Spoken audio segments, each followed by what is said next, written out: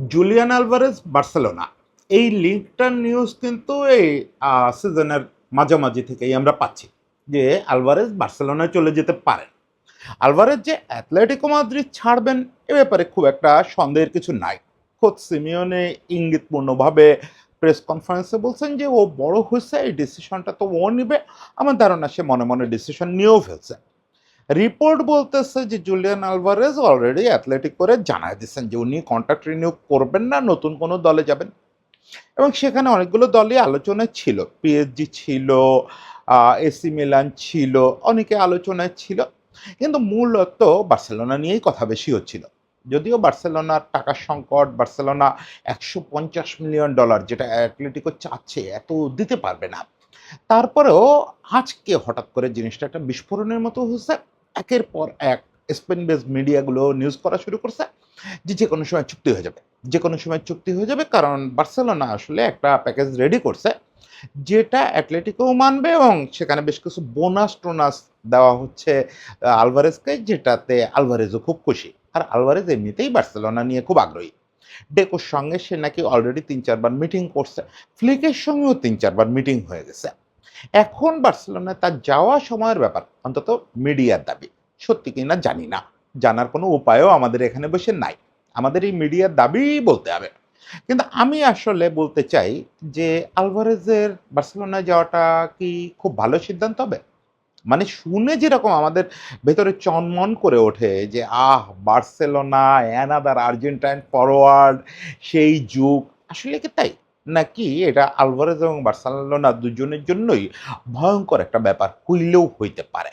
আমি একটু এই যে আর্জেন্টিনা, বার্সেলোনা এবং ফরওয়ার্ড হিসাবে অ্যানাদার মেসি হিসাবে আলভারেজকে ভাবা, এটার বিপদটা কি হইতে পারে সেটা নিয়ে কথা বলতে চাই। না শুধু নেগেটিভিটি ছড়াবো না, পজিটিভ আলোচনাটাও করব যে কিভাবে এখানে আলভারেজ মেসি না হয়েও সেরাদের কাতারে নিজেকে নিয়ে যেতে পারে এবং তার যে অ্যাম্বিশন, খুব অ্যাম্বিশাস ছেলে, খুব অ্যাম্বিশাস, তার যে অ্যাম্বিশন সেটা পূরণ করতে পারে, সেই আলোচনাটা করি আজকে।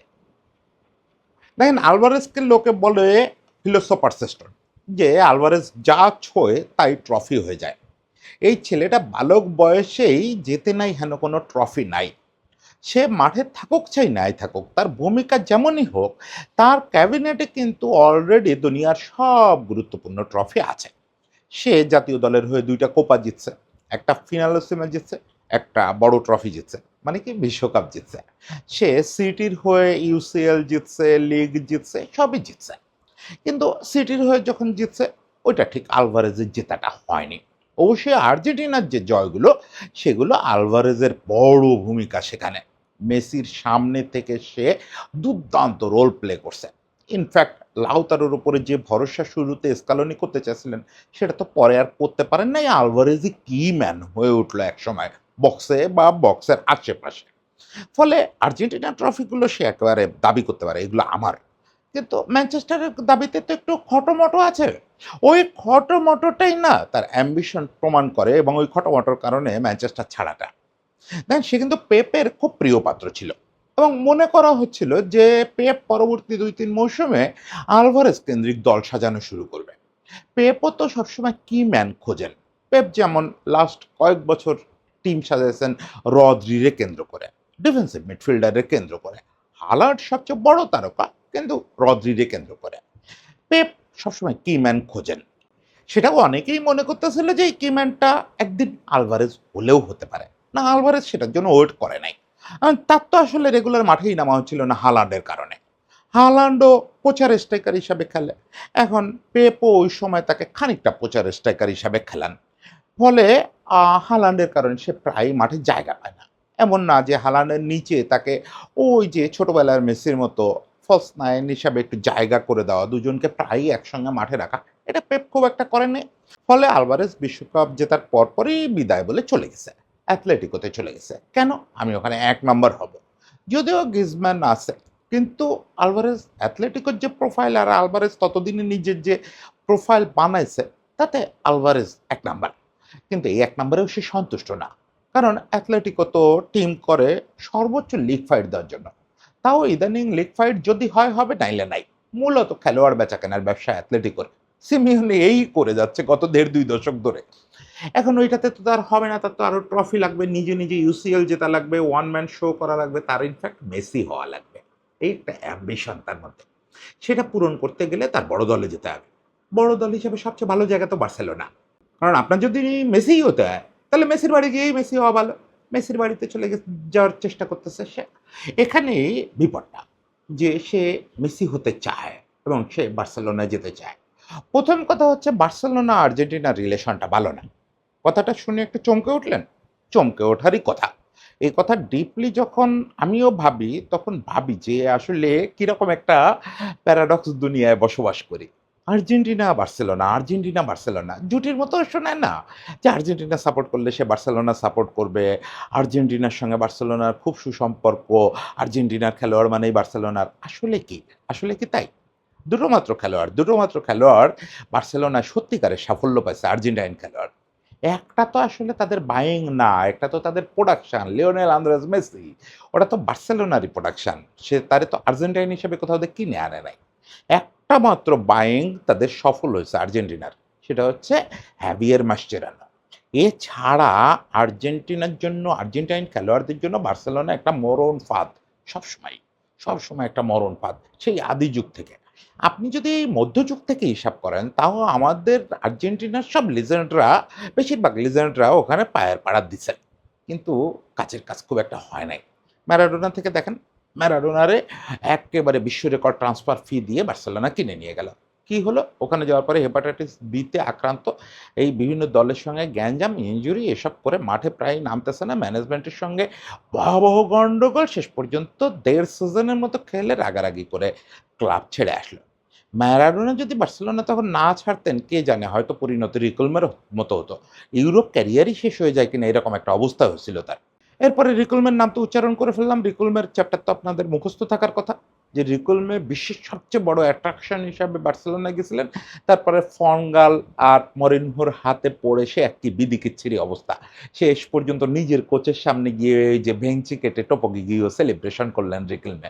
ক্যারিয়ারই শেষ হয়ে গেল কার্যত ওই এক ঝামেলায়, বার্সেলোনা ঝামেলায়। এরপরে ধরেন আপনি সাভিওলার কথা ভাবতে পারেন। কি ভয়াবহ পটেনশিয়াল নিয়ে সেখানে গেছিল। নতুন মেসি, নতুন মেসি। তখন আর নতুন না, নতুন ম্যারাডোনা, নতুন ম্যারাডোনা। তখনও তো সে তো মেসির সিনিয়র। নতুন ম্যারাডোনা, নতুন ম্যারাডোনা গায়ে তকমা লাগায় সে পৌঁছালো বার্সেলোনায়। সেখানে শুরুটা ভালোই করছিল, কিন্তু কিছুই করতে পারল না। পরে সে রিয়ালেও খেলছে। কিছুই করতে পারে নাই। এছাড়া টুকটাক ওই ম্যাক্সি লোপেস খেলছে, সোরিন খেলছেন, আরো ২-৪ জন মিলিত খেলছে। ডিফেন্সের যে মিলিত ভাইটা খেলতো, সে খেলছে। কেউ খুব বেশি আসর রাখতে পারে নাই। বেশিরভাগেরই ক্যারিয়ারের ক্ষতি হয়েছে বার্সেলোনায় গিয়ে। মানে আপনি যদি Real Madrid versus Barcelona compare করেন, তাহলে রিয়াল মাদ্রিদ হচ্ছে আর্জেন্টাইন ফুটবলারদের জন্য স্বর্গ। সেই ডি স্টেফানো থেকে শুরু করে বড়, বড় ফিগার ডি স্টেফানো, হোর্হে ভালদানো, রোডেন্ডো, সর্বশেষ অ্যাঞ্জেল ডি মারিয়া। ৪ টা তো একেবারে পিলারের মতো। মানে রিয়াল মাদ্রিদেরও পিলার, সারা পৃথিবীরও পিলার। একেবারে ইতিহাস কাঁপানো ৪ টা খেলোয়াড়, আর্জেন্টিনার খেলোয়াড় রিয়ালে গিয়ে দুনিয়া কাঁপাইছে। এছাড়া ছোট, ছোট রোলে তো বহু খেলোয়াড় ওখানে খেলছে। এখনো আমাদের ওই যে পিচ্চিটা মাস্তানটা খেলে যাচ্ছে। যদিও সে এখনো পর্যন্ত ওই জায়গাটা করে নিতে পারে নাই। যাই হোক, আর্জেন্টিনার জন্য রিয়াল মাদ্রিদ বরং তুলনামূলক নিরাপদ চয়েস। কিন্তু বার্সেলোনা, যেটা বললাম, একমাত্র হ্যাভিয়ের মাসচেরানো ছাড়া কোনো আর্জেন্টাইনকে কিনে বার্সেলোনা সুবিধা করতে পারে নাই।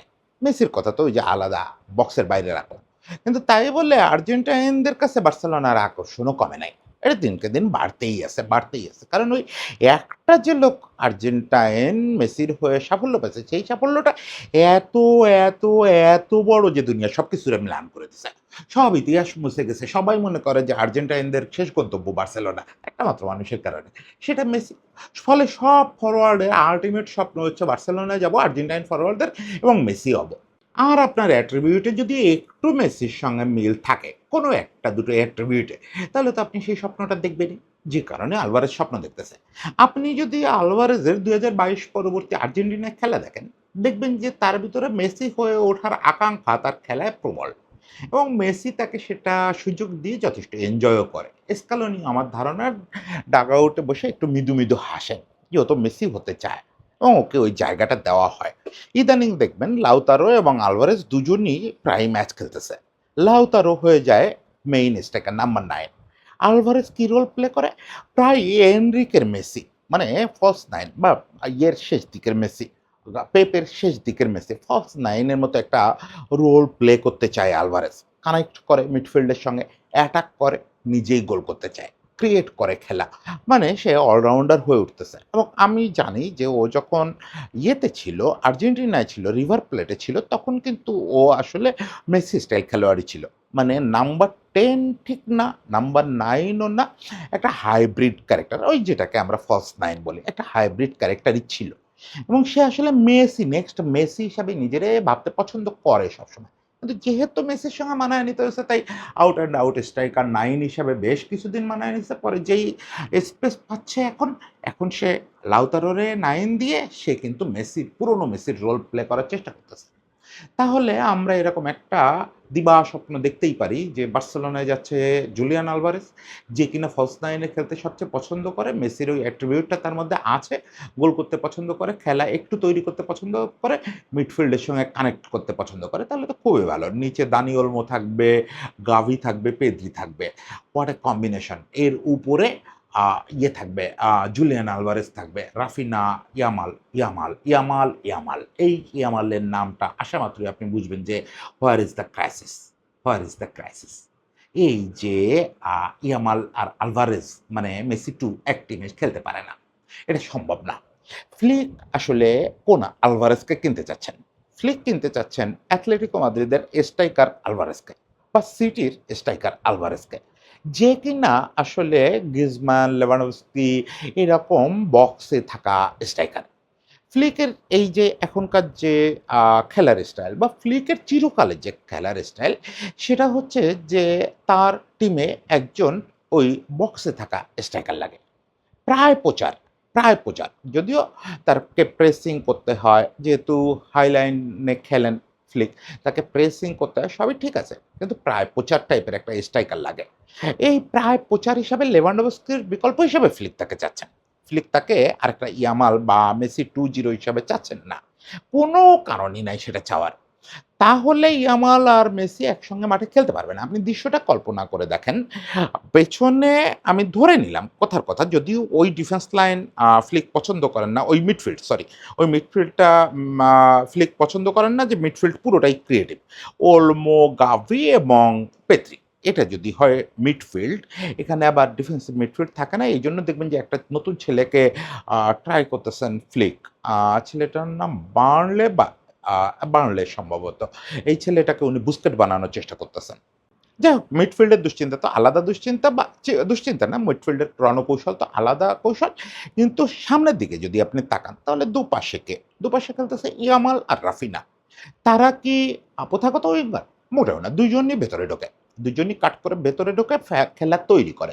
তারা সামনে বল দেয় গোল করার জন্য। ২ জনই নিজেরাই গোল করতে পারে, বল আ দা খেলা তৈরি করে, নিজেরা গোল করারও অ্যাবিলিটি রাখে। রাফিনা খুব বেশি হচ্ছে গোল করাইতে পছন্দ করে। আর ইয়ামাল হচ্ছে ওই যে বললাম, মেসি 2-0 ইয়ামাল নিজেই। সে ওই কাট করে ভেতরে ঢুকবে, ওখানে খেলা তৈরি করবে। মানে উইং বরাবর খেলবে মেসির ওই ভার্সনটা, উইঙ্গার মেসির ভার্সনটা। সেই উইং বরাবর খেলবে, কাট করে ভেতরে ঢুকে খেলা তৈরি করে গোল করতে চাইবে, বা কাউরে দিয়ে গোল করাবে। তাহলে তার সামনে স্ট্রাইকার লাগবে। এখন যদি আপনি আলভারেজরে ভাবেন যে আলভারেজ বক্সে শুরু করতেছে খেলা, আলভারেজ একটু নিচে নেমে এসে ঠিক ইয়ামাল যেখানে খেলা তৈরি করতে চাচ্ছে ওই জায়গাটায় বারবার পেঁচায় ফেলতেছে। তাহলে অনেকটা দিবালা মেসি ক্রাইসিস তৈরি হবে না? এবং ওইটা তো ফ্লিকের দরকারও না। তাইলে তো তার ওই যে আউট অ্যান্ড আউট স্ট্রাইকার, যে জন্য সে অ্যাথলেটিকোর স্ট্রাইকার খোঁজে, এটা কিন্তু আরেকটা পেশার ইয়ের জন্য, আলভারেজের জন্য, যে অ্যাথলেটিকোর স্ট্রাইকার মানেই প্রোফিলিক স্কোরার। ওই ফ্যালকাও, ওই আগুয়েরো, ওই গ্রিজমান, মানে মাঠে গোল মেশিন, গোল মেশিন। তো ওই জিনিসটাই তো আসলে ব্র্যান্ডটা চায় ফ্লিক, যে তুমি আসলে নতুন গ্রিজমান হও। যদিও গ্রিজমান ইয়েতে বার্সেলোনায় তেমন সফলতা পায় নাই। এটলিস্ট আগুয়েরো, ফালকাওরা বাইরে যে সফলতা পাইছে সেটা এখানে পাও তুমি। তুমি অ্যাথলেটিকো স্ট্রাইকারের রোল প্লে করো। তুমি মোটেও মেসি হইতে যাবে না। এখন আলভারেজ কি সেটা নিষেধ শোনার মতো অবস্থায় থাকবেন যদি বার্সেলোনায় যান? না, এটা শুনতে দিবে না তারে। কে শুনতে দিবে না? মিডিয়া এবং দর্শককুল। দেখেন, আমি আজকে নিউজগুলো ঘুরতেছিলাম, যে কারণে কনটেন্টটা করলাম। প্রতিটা নিউজ, স্পেনের প্রতিটা নিউজে ওই নস্টালজিয়া উপচে পড়তেছে। প্রতিটা নিউজে স্প্যানিশ মিডিয়ার নিউজগুলোতে অ্যাট্রিবিউট বারবার বলা হচ্ছে যে জুলিয়ান আলভারেজ মেসি 2.0 হইতে আসতেছে। জুলিয়ান আলভারেজ সেই সব জিনিস আছে তার মধ্যে, সেই সব জিনিস আছে। বারবার ওইটা বলা হচ্ছে। আর ওর নিজের তো স্বপ্ন আছেই যেটা আমরা আগে বললাম।